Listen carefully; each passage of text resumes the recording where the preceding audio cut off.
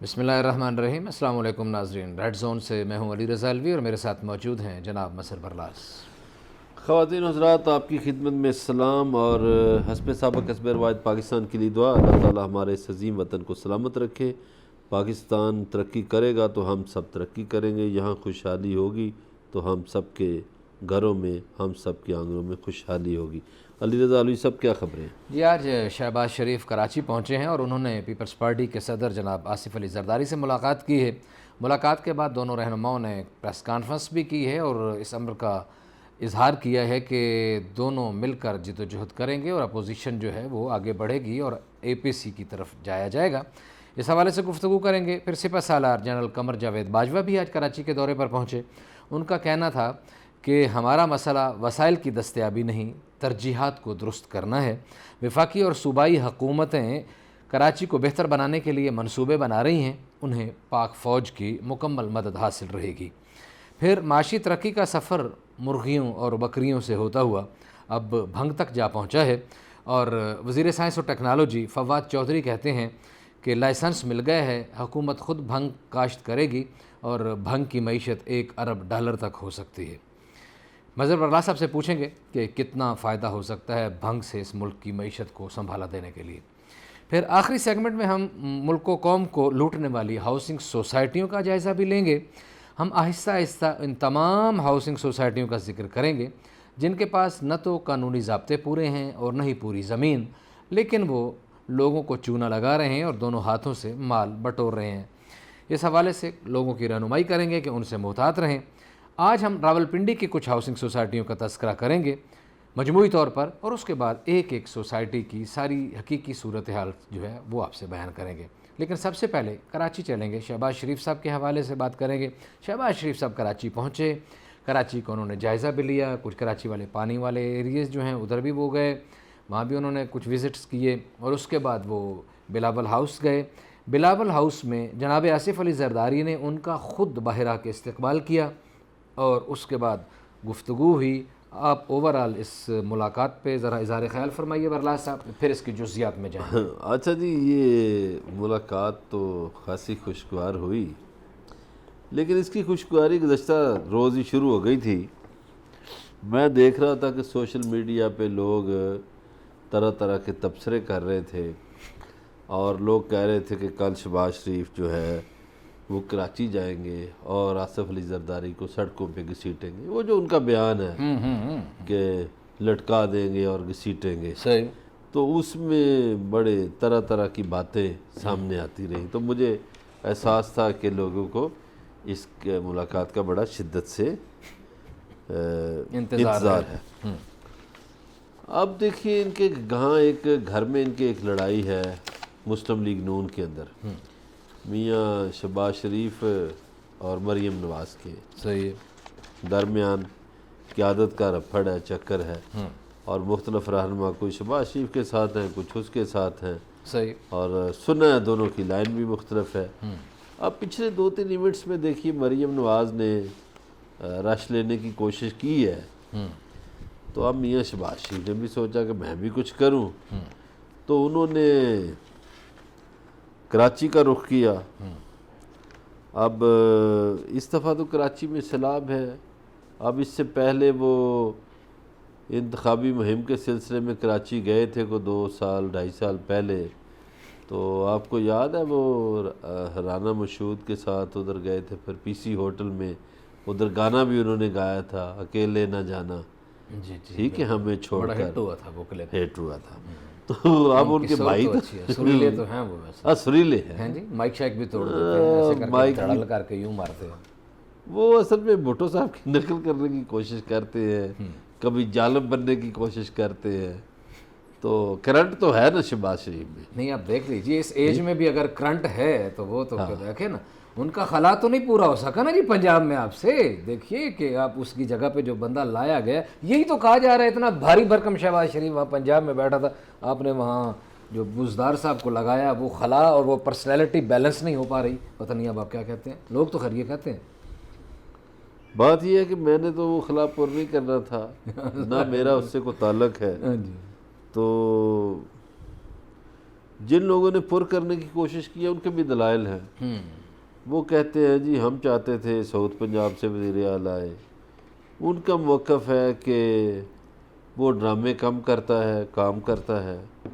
ان کا موقف ہے, میرا نہیں. یہ ان کی سیاسی پارٹی کا موقف ہے. ان کے نزدیک شہباز شریف ڈرامے زیادہ کرتا تھا, کام نہیں کرتا تھا. لیکن ایک بات تو آپ کریڈٹ دیجئے اس کو کہ اس مرتبہ لاہور میں آپ کو پانی نظر نہیں آیا. انہوں نے ایک سسٹم بنایا ہے. اب وہ سسٹم جو ہے وہ 22 اور جگہوں پہ لاہور میں بن رہا ہے. وہ زمین کے نیچے انڈر گراؤنڈ ایک کمپاؤنڈ بناتے ہیں, سارا پانی اس میں چلا جاتا ہے. یہ پانی ری سائیکل ہو کے پھر لاہور کے قریبی علاقوں کی فصلوں کو مہیا کر دیا جاتا ہے. تو ایک طرح سے پانی ضائع ہونے سے بھی بچ جاتا ہے, اور پانی کا جو نکاسی آب کا سسٹم ہے وہ بھی ٹھیک رہتا ہے. تو یہ ایک اچھا پروگرام ہے. چلیں ٹھیک ہے, لیکن ہم 22 اور جگہوں پہ بھی ہوگا. لیکن ہم چونکہ شہباز شریف قومی سطح کے 2 بڑے لیڈرز کی ملاقات پہ بات کر رہے ہیں, تو وہ کیا لگتا ہے آج جو ملاقات ہوئی ہے دونوں نے یہ اندیا دیا ہے کہ انشاءاللہ اے پی سی جو ہے اس کا وہ وقت آ گیا ہے کہ اب اے پی سی کو اناؤنس کر دیا جائے, اس کی ڈیٹ کا اعلان کر دیا جائے اور مل کے آگے بڑھا جائے. اپوزیشن جو ہے وہ حکومت کو ٹف ٹائم دینے کے لیے اپنی حکمت عملی جو ہے اس کو بہتر انداز میں آگے بڑھانے کی کوشش کر رہی ہے. دیکھیے ابھی تک جو ان کو کامیابی نہیں ملی نا, اس کی وجوہات ہیں. اس کی وجہ یہ ہے کہ ایک تو پیپلز پارٹی کی صوبائی حکومت ہے, وہ اپنی حکومت نہیں گرانا چاہتے.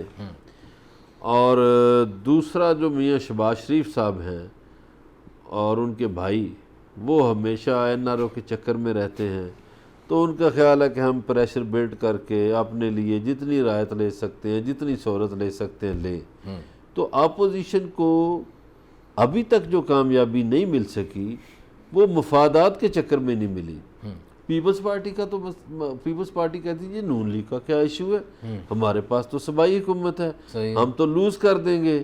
تو ان کے پاس تو لوز کرنے کا کچھ نہیں ہے. تو نون لیگ والے جو ہیں وہ کیا کرتے تھے, انہوں نے قومی اسمبلی میں اپوزیشن لیڈر ان کا ہے, پنجاب اسمبلی میں ان کا ہے, تو وہ سودا کاری کرتے رہے کہ جناب وہ ہمیں تھوڑی سی رعایت دے دیں, این آر او دے دیں, ہمارا بندہ جانے دیں, ہم پارلیمنٹ میں آپ کو رعایت دے دیں گے. ہاں ہم بولیں گے نہیں, قانون سازی کرا دیں گے. ٹھیک ہے, وہ یہ سسٹم چلتا رہا. آپ کے سامنے جب وہ سینٹ کا الیکشن تھا چیئرمین کے عدم اعتماد کا, اس وقت یہ بے نقاب ہو گئے سارے. اب جب ملاقات ہوئی ہے تو اب کیوں ملاقات ہوئی ہے, اب یہ سوال ہے.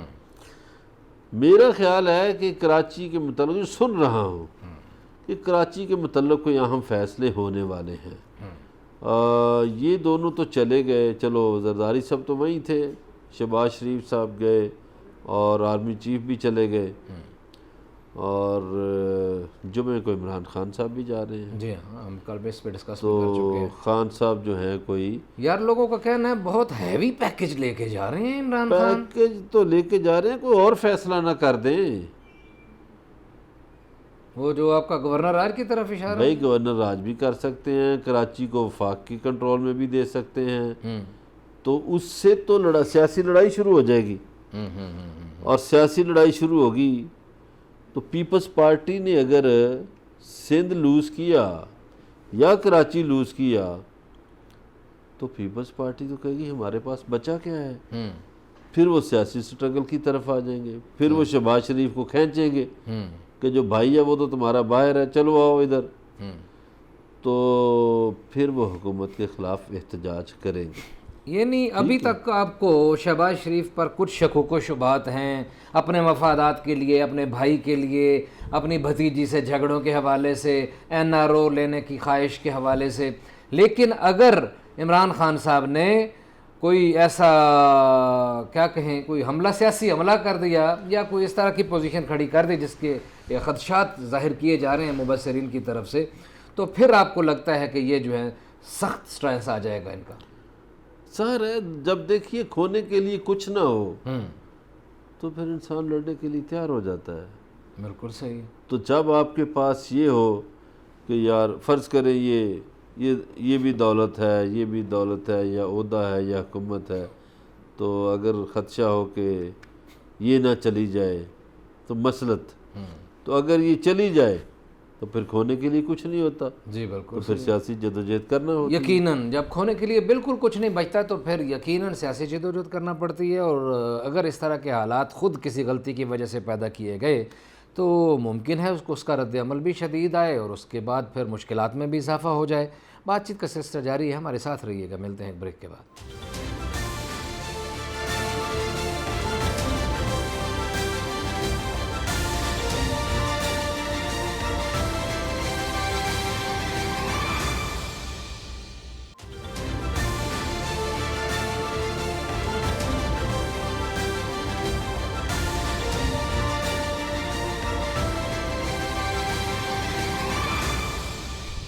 ویلکم بیک ناظرین۔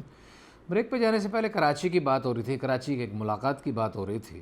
اگلے حصے میں ہم کراچی کا ہی ذکر کریں گے، لیکن آج ISPR کے مطابق پاک فوج کے سپہ سالار جناب جنرل قمر جاوید باجوہ نے کراچی کا فضائی جائزہ لیا، اور اس موقع پر انہوں نے کہا کہ قدرتی آفت سے نمٹنے کے لیے ہم تیار نہیں تھے۔ ان کا کہنا تھا کہ ہمارا مسئلہ وسائل کی دستیابی نہیں ہے بلکہ ترجیحات کو درست کرنا ضروری ہے۔ مثلا اللہ سے اچھا دیکھیے، سپہ سالار ایک جملے میں بہت کچھ کہہ گئے، بہت بڑے کنسائز جملہ ہے، کوئی مطلب کوزے میں بند کر دیں، بالکل سمندر سمو دیا کچھ۔ سمو دیا۔ آپ دیکھیں کہ وسائل کی کمی نہیں، ترجیحات کا مسئلہ ہے۔ پیسے دیے جاتے ہیں اسکول کے لیے، اس کا میلہ کرا دیا جاتا ہے، جی پیسے دیے جاتے ہیں ہسپتال کے لیے، اس کا کوئی اور جشن منا لیا جاتا ہے، ایسے پیسے دیے جاتے ہیں شہر کی صفائی کے لیے، وہ اور کچھ لوگ کھا جاتے ہیں۔ آپ کو حیرت ہوگی کہ جو کراچی کا میئر تھا وسیم اختر، ابھی 2-4 دن پہلے تک میئر تھا، جی حضرت صاحب روتے ہیں کہ وسائل نہیں ہیں، پیسے نہیں ہیں، اور اپنی حالت کیا ہے؟ علی رضا صاحب مہنگی ترین 10 گاڑیاں انہوں نے رکھی ہوئی تھی کراچی کارپوریشن کی، سبحان اللہ، کراچی میونسپل کارپوریشن کی 10 مہنگی ترین گاڑیاں، سٹیٹس تو پھر مزے سے انجوائے کرتے ہیں نا بھائی۔ اور خالی گاڑیاں نہیں، ہاں ڈرائیور سمیت، واہ واہ واہ، پیٹرول سمیت، کیا بات ہے، مینٹیننس سمیت، کیا بات ہے، ٹھیک ہے، واہ واہ، ان کی ترجیح یہ تھی۔ صحیح ہے، صحیح صحیح صحیح۔ اسی طرح جو ہمارے دوست سندھ گورنمنٹ والے ہیں ان کی ترجیحات اور ہیں، اسی طرح مختلف لوگوں کی مختلف ترجیحات ہیں۔ سپہ سالار نے فرما دیا کہ جناب انہوں نے ترجیحات کا ان تعین ٹھیک کرنا سب حکومتوں کو، ہوں خواہ وہ PTI کی حکومت ہو، وہ پیپلز پارٹی کی ہو، وہ نون کی ہو، وہ MKM کی ہو، کسی کی بھی ہو، انہوں نے ایک جملے میں ان سب کو یہ بات سنا دی ہے کہ بھائی آپ لوگوں کی ترجیحات اور ہیں، ایک اور بڑی خوبصورت لوگوں بات کے مسائل کا حل نہیں انہوں نے ہے۔ ایک اور بڑی خوبصورت بات کی، کہتے ہیں کہ قدرتی آفت نے بڑے شہروں کو آئندہ مستقبل میں تباہی سے بچانے کا موقع فراہم کیا ہے۔ انہوں نے یہ بھی کہا کہ انفراسٹرکچر جو ہے اس نے مسائل کی صورتحال کو مزید پیچیدہ کیا ہے۔ سر جی بات یہ ہے کہ ہمارے ہاں یہ 2005 میں زلزلہ آیا تھا، جی جی زلزلہ آیا تو ہمارے پاس مشینری نہیں تھی۔ وہ دنیا جو ہے، آفات آتی ہیں پوری دنیا میں، دنیا آفات کو نپٹنے کے لیے، ان کو ٹیکل کرنے کے لیے اپنے پاس مشینری رکھتی ہے، انفراسٹرکچر رکھتی ہے، صحیح ہے، ہمارے ہاں نہیں ہے۔ سیلاب آ گیا ہے، اچھا پھر کیا مسئلہ ہے ادھر پاکستان میں؟ اچھا جی سیلاب آ گیا ہے، فوج کی طرف دیکھ لو، زلزلہ آ گیا ہے، فوج کی طرف دیکھ لو، فلانی چوری ہو گئی ہے، فوج کی طرف دیکھ لو، بجلی چوری ہو رہی ہے، اچھا گوشت سکول ڈھونڈ رہے ہیں، فوج کی طرف دیکھ لو، فلانا کام ہے، اچھا مریض بڑھ گئے ہیں، فوج کی طرف ڈھونڈ۔ او بھائی آپ سول ادارے کیا کرتے ہو؟ آپ کا بجٹ کدھر جاتا ہے، آپ کا سارا سسٹم کدھر جاتا ہے؟ آپ کیا بالکل صحیح بات ہے۔ میں نے ایک بات کر دیتا ہوں میں، میرے ایک دوست پشاور میں لگے ہوئے تھے، فوجی افسر تھے، تو روزوں میں گیا تو انہوں نے کہا، میں نے کہا یار ادھر نہیں روزہ کھولتے. ان کے آفس میں ظاہر ہے بڑی بہت کچھ تھا، چیزیں تھیں، وہ کوئی انٹیلیجنس افسر تھے.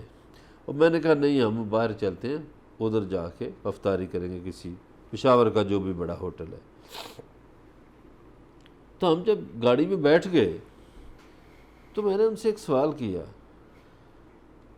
سر میں ایک سویلین ہوں، مجھے بھی دکھ ہوتا ہے اپنے علاقوں کا. میں نے کہا جی مسئلہ یہ ہے کہ یہ دیکھیں آپ کا یہ جو علاقہ ہے یہ بڑا صاف ہے، ابھی ہم سول علاقے میں چلے جائیں گے تو وہاں صفائی نہیں ہے، گند پڑا ہوا ہے، ایسے لگتا ہے جیسے ایک ملک سے دوسرے میں آ گئے ہیں.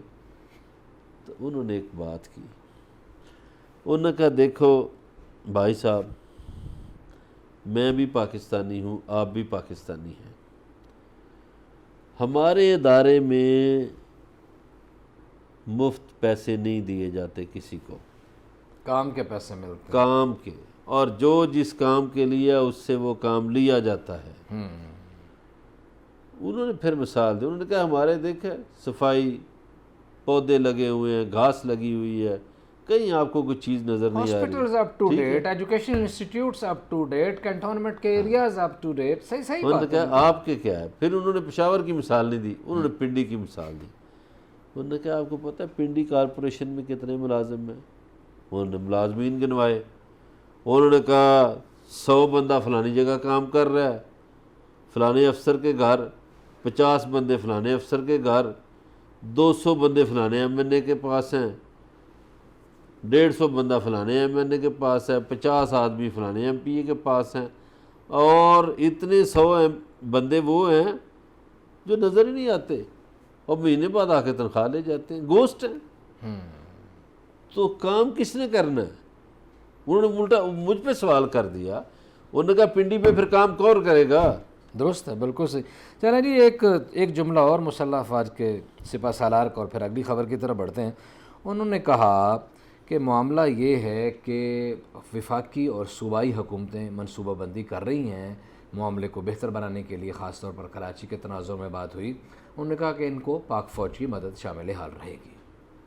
مدد تو شامل حال رہے گی، لیکن باجوہ صاحب فوجی آدمی ہیں، وہ سیدھے آدمی ہیں، نیک نیت آدمی ہیں، وطن سے محبت رکھتے ہیں. وہ تو کہتے ہیں ہماری مدد، فوج کی مدد شامل حال رہے گی. لیکن ان سیاستدانوں کا کیا کریں جو کریڈٹ لیتے ہیں. کبھی آپ نے دیکھا ہے ایک گھی کا ڈبہ کسی مظلوم عورت کو، کسی بیوہ عورت کو، کسی یتیم بچے کو دے رہے ہوتے ہیں تو 16 بندے تصویریں کھنچوا رہے ہوتے ہیں. میں نے اپنی آنکھوں سے یہ تصویریں دیکھی یہ ہیں. ٹین کے گھی کے ڈبے کی بات کرتے ہیں، ہم نے تو 500 یا 1000 والا نوٹ دیتے ہوئے بھی تصویریں بنانے کے فوٹو دیکھے ہیں. ٹھیک ہے، اور یہ لوگ کتنا کام کرتے ہیں، اور کوئی نمود و نمائش کی بات نہیں ہے. مسلح افواج کا ہمارا یہ جو ادارہ ہے. کریڈٹ لینا ہے، بالکل صحیح. اب یہ وہ تو تعاون کریں گے. سندھ حکومت چوڑی ہو جائے گی، ہمارا کیا، ہم کام کر رہے ہیں. ان کے 6 وزراء پریس کانفرنس کریں گے، وفاقی وزیر جو ہیں وہ ٹویٹ کریں گے ہم کام کر رہے ہیں، اور ایم کیو ایم والے کہیں گے ہم کام کر رہے ہیں، جی ڈی اے والے کہیں گے ہم. تو یہ جو ہم کام کر رہے ہیں نا، یہ نہیں کہتے کہ یار پاکستانی کام کر رہے ہیں. یہ سوچ نہیں ہے ان میں، یہ کریڈٹ لیتے ہیں. وہ کہتے رہے ہم جی ادھر مظہر برلاس اور ویر علوی بیٹھے ہیں، وہ بتائیں گے کہ اصل کام کس نے کیا ہے. جس نے کیا ہے نا اس کا بتائیں گے کہ جناب یہ انہوں نے کیا ہے. یہ مسلح افواج کے سپہ سالار کے جانے کے بعد یہ صورتحال بہتر ہوئی ہے. آپ تو پتہ نہیں کب کی ٹمک ٹوئیاں مار رہے تھے اور بس بیان بازی کر رہے تھے. لڑائی کیا تھی اس سے پہلے؟ کیا لڑائی تھی ایم کیو ایم کی اور پیپلز پارٹی کی سندھ میں کراچی کے ایشو پہ؟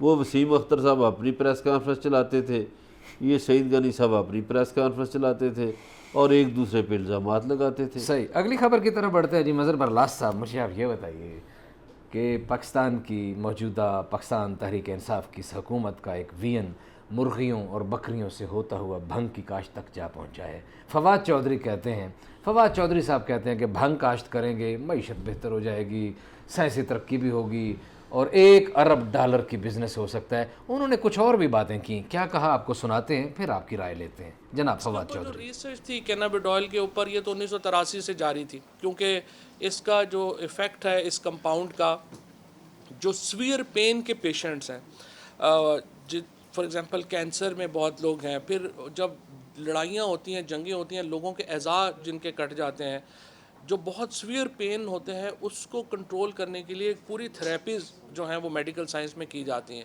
اور اس میں یہ جو کمپاؤنڈ ہے یہ بہت امپورٹنٹ رول اب پلے کرتا ہے، اور 2016 کے بعد اس میں ایک بہت بڑی ایک سمجھیے کہ انقلابی ریسرچ جو ہیں وہ سامنے آئی۔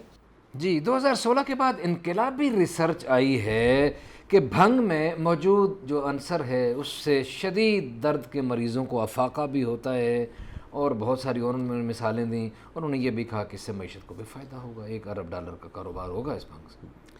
اچھا مجھے یہ بتائیں کہ پہلے میں مرغیوں اور بکریوں کا جواب دوں یا بھنگ کا جواب؟ دونوں مکس کر لیں نا، دیکھیں یہ دونوں ایک معاشی وین ہے نا جی، اس اب ملک کی معیشت پہ اس کے اچھے اثرات مرتب ہونے کا خدشہ ہے کہ چھوٹے پیمانے پر جو بزنس شروع کیے جاتے ہیں لوگوں کو وہ نظر تو نہیں آتے، لیکن اس سے لوگوں کی حالت بدل جاتی ہے۔ درست ہے۔ ایک مثال میں دیتا ہوں، یہ آزاد کشمیر کے علاقے میں آپ جائیں تو سب سے جو پڑھے لکھے لوگ ہیں وہ سدن ہیں، سودوں سے ہی جو ہیں۔ کیوں ہیں؟ سب سے پڑھے لکھے لوگ وزارت خارجہ میں بھی ہیں، سی ایس پی افسر بھی ہیں، فوج میں بھی ہیں۔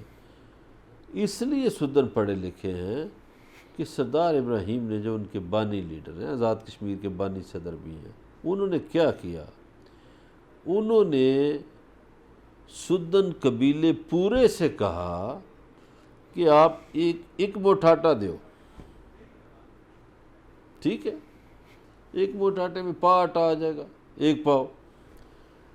وہ پورے قبیلے سے وہ بندوں کی ڈیوٹی لگاتے تھے، وہ آٹا اکٹھا ہوتا تھا، اور جو سدن قبیلے کے بچے پڑھ رہے ہوتے تھے ان کی فیسیں اس سے ادا ہوتی تھی۔ اچھا جس بچے نے پنڈی پڑھنا ہے، جا کے اسلام آباد پڑھنا ہے، لاہور پڑھنا ہے، اس کا بھی خرچہ وہاں سے ہوتا تھا۔ اس کا نتیجہ یہ نکلا کہ سدن قبیلہ آگے نکل گیا۔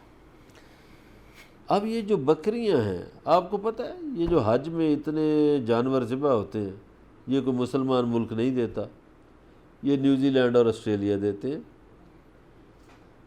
تو اس سے نیوزی لینڈ اور آسٹریلیا کی معیشت بہتر ہوگی، صحیح ہے، ہماری تو نہیں ہوگی۔ درست ہے۔ تو اگر ہم اتنی بھیڑ بکریاں پیدا کر لیں، آپ دیکھیے ہمارے لیے یہ شرم کا مقام ہے کہ ہمارا ایک زرعی ملک ہے، اور یہاں جو بکرے کا یہ چھوٹا گوشت کتنے کا کلو ہے؟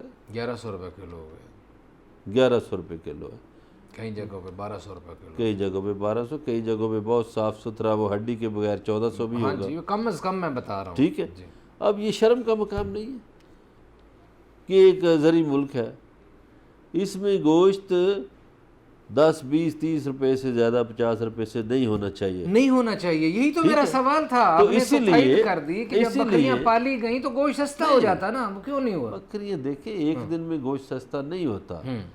یہ بکریوں کا اناؤنس پچھلے سال وزیر اعظم نے کیا، ابھی پتہ نہیں لوگوں کو بکریاں ملی ہیں نہیں ملی، یہ پروجیکٹ بنتے ہیں نا، مرغیوں کا بھی تھا، کوئی 500 کی مرغیاں ملی نہیں ملی، اصل سوال یہی سوال ہے نا ہے۔ ڈلیوری آپ اسی بات پہ آئے کہ وزیر اعظم نے تو اعلان کر دیا، لیکن اس کا امپیکٹ کدھر پڑا؟ زمینی صورتحال کیا ہے؟ کیا واقعی گھریلو طور پر عورتوں کو، بچوں کو، غریبوں کو، کسانوں کو بکریاں اور وہ چیزیں لینے میں آسانی ہوئی، یا صرف اعلان ہوا؟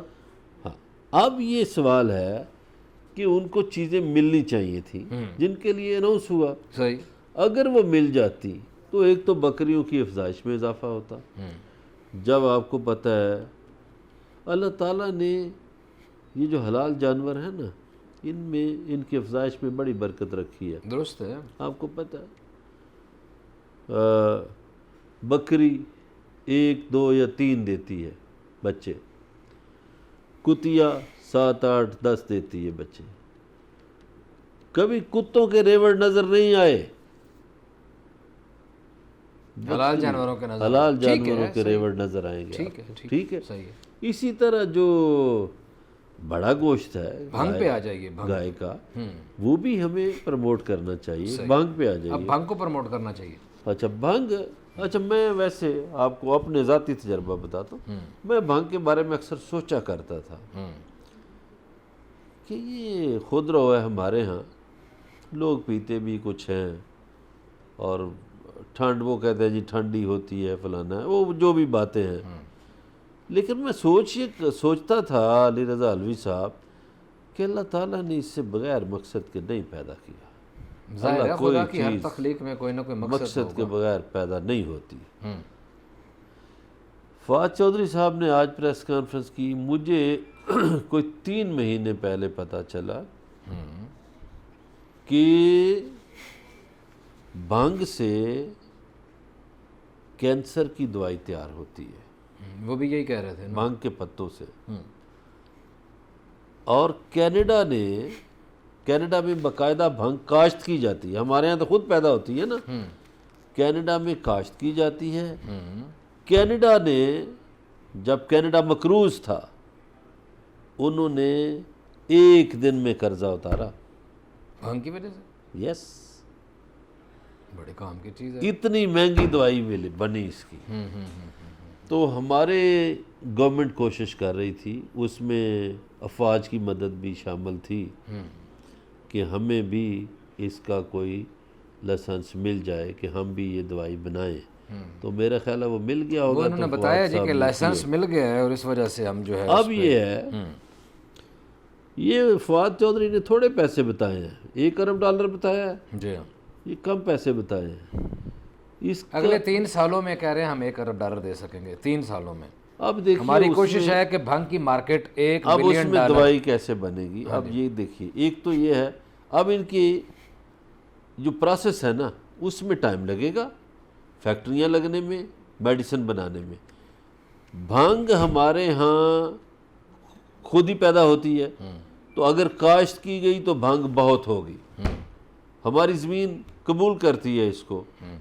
کینیڈا میں بھنگ کاشت کی جاتی ہے بطور فصل کے. ہاں انہوں نے بتایا جی کہ ٹھیک ہے، چین ہمارے میں ہاں 40,000 ایکڑ اور کینیڈا میں 1,00,000 ایکڑ پر بھنگ کاشت ہو رہی ہے. کینیڈا نے تو قرضہ اس سے ختم کیا، تو پاکستان کے لیے یہ صحیح ہے. اچھا، یعنی ہمارے بھی قرضے انشاءاللہ ختم ہو جائیں گے بھنگ کی کاشت کے نہیں، بعد. بھنگ مفید چیز ہے. پاکستان کو بھنگ بھی پیدا کرنی چاہیے، ٹبیکو بھی پیدا. یہ جو مردان میں ہمارا ٹبیکو ہے یہ پیدا کرنا چاہیے. ہمارے ہاں آلیو بھی پیدا کرنا چاہیے. آج میرے علم میں ایک اور بات آئی. ماشاءاللہ. یہ بات یہ دیکھیے، ہمارے ہاں ادھر کیا کیا جاتا ہے، یہ اٹلی کا آلیو آئل ہے، یہ اسپین کا آلیو آئل ہے. آج میرے علم میں یہ بات آئی، مجھے کسی نے بتایا، بہت سمجھدار آدمی نے. اس نے کہا حضور آپ کو پتہ ہے یہ اٹلی والے اور اسپین والے سیریا سے، شام سے لے کے جاتے ہیں آلیو اور پروسیس کر کے اپنی برانڈنگ کر کے بیچ دیتے ہیں. ہمارے ہاں برانڈنگ کا فقدان تو ہمیشہ رہا ہے. اچھا، میں نے اس کو کہا یار یہ ایسے ہی ہے جیسے ہمارا چاول دبئی جاتا ہے اور انڈین سٹیمپ لگ کے آگے چلا جاتا ہے. بالکل ایسے. تو یہ مسلمان ملکوں کا، خیر میں اس کو مسلمان ملکوں میں نہیں کرنا چاہتا، لیکن یہ جو فصل ہے، یہ جو آلیو کی، صحیح ہے. یہ لبنان کی ہے، فلسطین کی ہے، شام کی ہے. تو ان ملکوں کو بھی اس سے توجہ دینی چاہیے تھے. عرب ویسے تو بڑے بڑے معاہدے کر رہے ہیں، پاکستان میں بھی اس کی کاشت کی طرف توجہ دی جا رہی ہے. پاکستان مختلف میں ادارے جو بالکل ہیں دی اس جا کے رہی اوپر ہے. فوکس کر اور رہے ہیں، پاکستان کا فیسیلیٹیٹ کر رہے ہیں. یہ جو علاقہ ہے نا جس میں ہم بیٹھے ہیں، پوٹھوار کا علاقہ اور خیبر پختونخوا علاقہ، یہ کافی فرٹائل ہے اس کے لیے، آلیو کے لیے. تو ہمیں اس پہ توجہ دینی چاہیے. صحیح ہے. جو فصلیں اگتی ہیں ان پہ توجہ دینی چاہیے. صحیح ہے. اچھا، ایک اور چیز ہے مورنگا. یہ دنیا میں بہت بکتا ہے مہنگا. یہ سوانجنا جس کو ہم کہتے ہیں. جی جی جی. اچھا، یہ 400 بیماریوں کا علاج ہے. اب اس کے کاشت کی طرف بھی توجہ دینے کی ضرورت دینی چاہیے. اسی طرح ہمارا جو آم ہے دنیا میں پسند کیا جاتا ہے، ہمیں اس کی طرف توجہ دینی چاہیے. ہمیں زعفران بھی پیدا کرنا چاہیے. صحیح ہے. دیکھیے جو چیزیں پیدا ہوتی ہیں ہمیں کرنی چاہیے. ہمارا زرعی ملک ہے. صحیح ہے.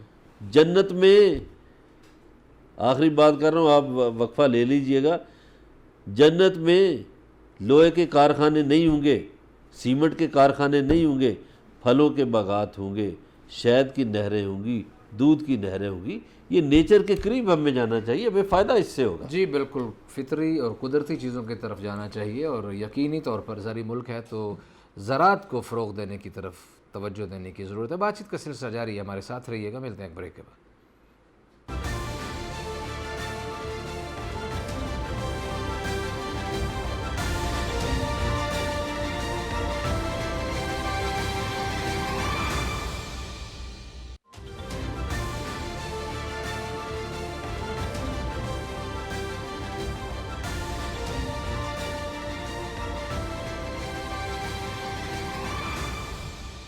ویلکم بیک ناظرین. بریک پہ جانے سے پہلے فواد چودھری کی پریس کانفرنس کے حوالے سے بات ہو رہی تھی اور بھنگ کے فوائد پہ بھی بات ہو رہی تھی. اور مظہر برلاس صاحب، اور کوئی فائدہ اگر رہ گیا ہو تو بتا دیں تاکہ لوگ اس سے مستفید ہو جائیں بھنگ کے فائدوں سے. نہیں بھنگ کا فائدہ ہی فائدہ ہے. اچھا. یہ دیکھیے گرم موسموں میں ایک تو ٹھنڈی ہوتی ہے، بھنگ کے حکیمانہ طور پر بھی فوائد ہیں. اور دیکھیے جیسا کہ وزیر صاحب نے بھی کہا کہ یہ جنگوں میں جو لوگ زخمی ہو جاتے ہیں ایک پین کلر ہے یہ. اور مجھے تو یہ پتا کہ یہ کینسر اس کے پتوں سے. اچھا. نہیں، وہ کہتے ہیں نا کہ اس سے بندہ سن من گم ہو جاتا ہے تو وہ احساس جو ہے وہ ختم ہو جاتا ہوگا نا شاید. نہیں، احساس آپ کتنی دیر ختم کر سکتے؟ دیکھیں اس کے پتوں سے جیسے وہ نشیلی چیزوں سے بندے کو تھکن، ٹینشن، وہ ساری چیزیں اس کے لیے فائدہ مند. دیکھیے علی رضا علوی صاحب، ہم تنقید برائے تنقید کریں تو ہر بات پہ تنقید ہوتی ہے. گزارش یہ ہے کہ اس کے پتوں سے علاج ہو کینسر کی دوائی بن رہی ہے. صحیح، دنیا کے کئی ممالک بنا رہے ہیں. بہرحال وزارت ہم کوئی پہلا ملک نہیں ہے. صحیح ہے. نہیں، وہ ہم نے مثال بھی دی کہ کینیڈا کی بھی مثال دی، چائنا کی بھی دی. کیبنٹ، ہم تنقید برائے تنقید نہیں کرتے مظہر برلاس صاحب، ہم ہر جو اچھا کام ہے اس کی تعریف کرتے ہیں. موجودہ کابینہ میں بہت سارے ایسے لوگ ہیں جو بہت اچھا کام کر رہے ہیں اور ان کی ہم ہمیشہ تعریف کرتے ہیں. ان میں سید ذوالفقار حسین المعروف زلفی بخاری صاحب، کہ جب بھی ہم نے اپنے یہاں شوز میں جو بھی اٹھائے اس کا فوراً ان کی طرف سے اچھا ریسپانس آیا. اور اس کا ریسپانس کا مطلب یہ انہوں نے ایکشن لیا. ہم عوامی مسائل ہوتے ہیں، آپ کا میرا کسی اور کا کوئی ذاتی مسئلہ تو ہوتا نہیں. ہم نے ملائیشیا کی ایک فیملی کا معاملہ اٹھایا تھا، انور بیگ فیملی کا. اس پہ انہوں نے فوری طور پر ایکشن لیا اور ان کو وطن واپس لانے کے حوالے سے رپورٹ طلب کی اور جو ان کے اصل مسائل ہیں اس کو چیک کیا اور اس کے بعد آگے احکامات جاری کیے تاکہ اس طرح کے جو بھی لوگ پھنسے ہوئے ہیں جو ان کے ریلیونٹ ہیں ان کو واپس لایا جا سکے. زلفی بخاری بہت ایکٹیو ہیں، بہت متحرک ہیں، اپنی وزارت کے حوالے سے بہت کام کرتے ہیں. فوراً کوئک ایکشن. میں نے کہا ان کی منسٹری میں اس سے بہتر شاید کوئی لیکن تنقید کرنے والے ان پہ بھی تنقید کرتے ہیں. تو تنقید کرنے والوں کو تو نہیں روکا جا سکتا. لیکن میں سمجھتا ہوں کہ اس دور میں، جس دور میں بے روزگاری پھیل رہی تھی، زلفی بخاری نے پاکستان کے لیے اوورسیز میں بڑا کام کیا، لاکھوں افراد کے روزگار کا بندوبست کیا، مواقع پیدا کیے، ورک فورس کو وہاں جگہ ملے گی، پاکستان میں زر مبادلہ اور آئے صرف گا، پرانے ملکوں میں پاکستان نہیں، کی معیشت مستحکم ہوگی. نئے ملک، پرانوں میں بھی نئے ملک بھی انہوں نے دریافت کیے. پھر اور دیکھیے روزگار کے حوالے سے نئے ملک دریافت کیے. پھر ٹورزم کے حوالے سے انہوں نے یورپ کے کئی ملکوں کی جو ایڈوائزری ہے ٹورزم کے حوالے سے، وہاں پاکستان کا نام شامل ہوا. اب لوگ پاکستان دیکھنا چاہتے ہیں. تو یہ میں سمجھتا ہوں ایک کامیابی ہے. جو کسی کا، آپ نے صحیح کہا، جو کسی کا کریڈٹ ہے اس کو وہ دینا چاہیے، اس کی تعریف بنتی ہے. اچھا جی، یہ کیا چکر ہے جناب؟ پورے ملک میں ایک ہاؤسنگ سوسائٹیوں کا انبار ہے، نہ کوئی NOC ہے، نہ زمینیں ہیں. بہت سارے تو شہزادے ایسے ہیں جن کے پاس زمین ہی نہیں ہے. اور پنڈی میں بھی بہت لمبا چوڑا کام ہے. زمین ہوتی ہے 100 کنال، اشتہار دیتے ہیں 1200 کنال کا کہ 1200 کنال پر یہ فلانی سوسائٹی. نہ NOC منظور، نہ نقشہ منظور. اچھا، پھر جو واردات ہے وہ کیا ہوتی ہے؟ پہلی واردات یہ ہوتی ہے کہ وہ اشتہارات بڑے اٹریکٹیو دے کے تو بکنگ کرا لیتے ہیں لوگوں کی. اب زمین ہے 100 کنال. ہم نے اشتہار کی بات کی ہے تو قطع کلامی معاف، اشتہار میں یہ باریک واردات بھی ڈالتے ہیں. نامی گرامی ایکٹرز، نامی گرامی لوگ، ان کو اپنا ایمبیسڈر بنا لیا، اشتہار چھاپ دیے. سنے تو صحیح، 100 کنال جگہ ہے اور اس 100 کنال پہ 10,000 بندوں کو بک کر لیا اور پہلے دن زمین کے پیسے بھی پورے، اگلے 2 سالوں کے خرچے بھی پورے، اور ابھی زمین بھی لینی ہے. اچھا، پھر وہ لوگ رلتے رہتے ہیں بیچارے. ان کو میں بیان نہیں کر سکتا، بیچارے لوگوں کی پینشنوں کے پیسے ضائع، بڑھاپے کی 60 سالہ کمائی لوگوں کی ضائع ہو جاتی ہے. بیچاری خواتین اپنے زیور بیچ کے چھت لینے کے لیے. وہ پھر یہ لوگ کیا کرتے ہیں، کوئی ہاؤسنگ سوسائٹی مجھے تو نظر نہیں ہے کہ انہوں نے، وہ قبرستان کی جگہ ہی نہیں رکھتے. نہ کوئی گراؤنڈ کی جگہ رکھتے ہیں. پرانے قبرستان بھی ملیاں میٹ کر کے، درخت کاٹ کاٹ کے، نالے جو ہیں ان کو بھر بھرا کے، وہ پھر مسائل پیدا ہوتے ہیں. ابھی جو یہ سیلاب آتے ہیں شہروں میں، گھروں میں پانی گھس جاتے ہیں، دیکھیے یہ عرصے سے بارشیں ہوتی تھی، ایسے ہی ہے. سالہ سال سے یہی شہر آباد تھے. صحیح. بلکہ جتنے پرانے شہر ہیں، علی رضا علی صاحب، وہ تو سب دریاؤں کے کنارے ہیں. بالکل صحیح ہے. تو شہروں میں پانی نہیں آتا تھا اس لیے کہ شہر والے نالے بند نہیں کرتے تھے، شہر والے نالوں پر پر کر کے گھر تعمیر نہیں کرتے تھے، شہر والے پلازے نہیں بناتے تھے، شہر والے سرکاری زمینوں پہ قبضے نہیں کرتے تھے. یہاں تو سرکاری زمینوں پر بھی قبضے ہو رہے ہیں، نالوں پر بھی قبضے ہو رہے ہیں، اور جو کوئی سڑک کے کنارے بچی کھچی جگہ ہے اس پہ بھی قبضے ہو رہے ہیں. اور ہاؤسنگ سوسائٹیاں، اور کیا ہے ان کی شکلیں آپ دیکھیں جو ہاؤسنگ سوسائٹیوں کے مالکان ہیں. بڑی معذرت سے میں یہ کہہ رہا ہوں، نحوست برس رہی ہوتی ہے، حرام کی پھٹکار پڑی ہوتی ہے، اس لیے کہ یار لوگوں کو لوٹا ہوتا ہے انہوں نے، ایسے لوگوں کو جن بیچاروں نے حلال کی کمائی ان کے سپرد کی اور یہ کھا گئے. اور کتنی، یہ حکومت کو بھی تحقیقات کرنی چاہیے، کتنی سوسائٹیاں جن کے پاس این او سی ہیں، لائیں نا. بے تحاشا جی. صرف پنڈی میں کوئی 79 کے لگ بھگ ایسی ہاؤسنگ سوسائٹی ہیں جن کے پاس این او سی نہیں ہیں، یا اور کچھ بہت سارے مسائل ہیں جو قانونی ضوابط کو پورا نہیں کرتی. اس حوالے سے ہماری بات چیت کا سلسلہ مستقل جاری رہے گا، اور ہم آپ کو ایک ایک ہاؤسنگ سوسائٹی کے حوالے سے تفصیل سے بتائیں گے تاکہ آپ لٹنے سے محفوظ رہیں اور بعد میں پچھتاتے نہ رہیں کہ ہمیں اس کے بارے میں پتہ نہیں تھا اور ہم اپنا پیسہ پھنسا چکے ہیں. آج اتنا ہی، کل آپ سے پھر ملاقات ہوگی. اپنا خیال رکھیے گا. اللہ نگہبان.